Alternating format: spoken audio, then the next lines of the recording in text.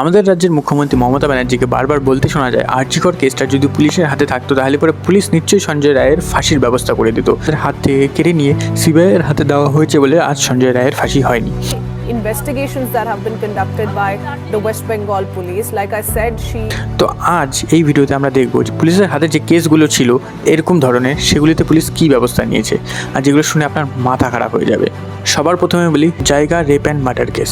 2024 সালে 14ই অক্টোবর একটা 7 বছরের বাচ্চা মেয়ে নিখোঁজ হয়ে যায় জায়গা থেকে। জায়গা আমাদের পশ্চিমবঙ্গের আলিপুরদুয়ারের একটা ভুটান লাগোয়া জায়গা।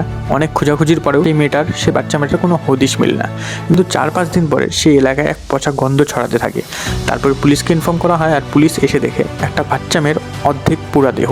সে বাচ্চা মেয়েটিকে রেপ করে মার্ডার করা হয়েছে, এবং তার কয়েকদিন পরে পেট্রোল ছিটিয়ে সেই বাচ্চা মেয়েটার গায়ে আগুন ধরিয়ে দেয় সেই রেপিস্টরা। আর সেই রেপিস্টরা অন্য কেউ নয়, সেই মেয়েটিরই বাবারই বন্ধুরা ছিল। এবং এই কেসটা ঘটার পর সেই এলাকাবাসীরা প্রোটেস্ট করতে যায় তাদের মেইন ডিস্ট্রিক্ট আলিপুরদুয়ারে। সে জায়গায় অনেক লোক এসে একত্রিত হয়েছিল, কিন্তু প্রধান পঞ্চায়েত এসে তাদেরকে আবার ঘুরিয়ে নিয়ে চলে যায়। কেন?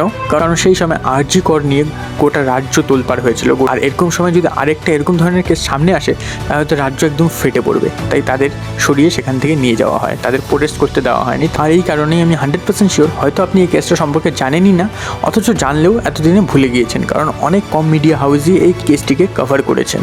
আর এরকমভাবে গোটা একটা মাস পেরিয়ে যায়, মানে 14ই অক্টোবর থেকে 14ই নভেম্বর পর্যন্ত চলে যায়। কিন্তু সেই দিন অবধিও সেই নির্যাতিতার মা তার হাতে তার মেয়ের পোস্টমর্টম রিপোর্টটা পায়নি। এবং সে মা একটা ইন্টারভিউতে বলে, আমি নিশ্চিত আমার মেয়ের রিপোর্ট নিয়ে কিছু একটা গোলমাল পাকানো হচ্ছে। পুলিশ প্রশাসন চাইলেই পারে আমার মেয়ের বিচার দিতে, কিন্তু তার জন্য প্রমাণ তো লাগবে, সেই প্রমাণ তো তারা দিচ্ছে না আমাকে। এটা হচ্ছে রাজ্য পুলিশের ভূমিকা একটা রেপ কেসে, 7 বছরের বাচ্চা মেয়ের একটা রেপ কেসে রাজ্য পুলিশের ভূমিকা। তার সাথে সাথে এই তো কিছুদিন আগেরই ঘটনা, 2025 জানুয়ারি মাসের 10-12 তারিখেরই ঘটনা, যেখানে জলপাইগুড়ির রাজগঞ্জ থানার এসআই সুব্রত গুণকে গ্রেপ্তার করে পুলিশ। কেন গ্রেপ্তার করে? তার বিরুদ্ধে একজন ধর্ষণের মামলা দেয়। আর সেই মেয়েটির সাথে কী হয়েছে আপনি জানলে পরে অবাক হয়ে যাবেন।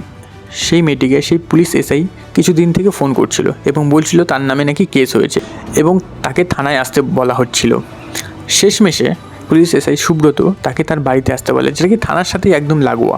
সন্ধ্যাবেলা সে পুলিশ অফিসারের বাড়িতে যায় এবং সেখানেই সেই পুলিশ অফিসার সেই মেয়েটিকে ধর্ষণ করে। ধর্ষণের পর সেই মেয়েটি শিলিগুড়ি মহিলা থানায় কমপ্লেন করতে যায়, কিন্তু তার কমপ্লেন নেওয়া হয়নি। তাকে দীর্ঘক্ষণ অবধি সেই থানায় বসিয়ে রাখা হয়েছে। তারপর শেষমেশে সেখানে বসে সেই মেয়েটি বারবার বমি করছিল এবং কাঁদছিল।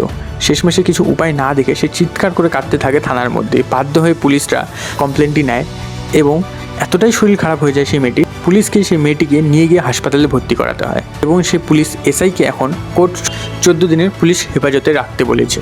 তো যেই রাজ্যে খুদ পুলিশ ধর্ষণের কাণ্ডে অভিযুক্ত, সেখানে পুলিশরা কি করে বিচার দেবে?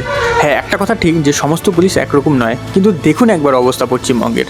আর সেই অবস্থায় পশ্চিমবঙ্গের চিফ মিনিস্টার মানে মমতা ব্যানার্জি বলছে পুলিশরা পারতো বিচার দিতে, এই বিচার দিচ্ছে আপনার পুলিশ। ভিডিওটি ভালো লাগলে অবশ্যই চ্যানেলকে সাবস্ক্রাইব করবেন এবং ভিডিওটিকে লাইক করবেন।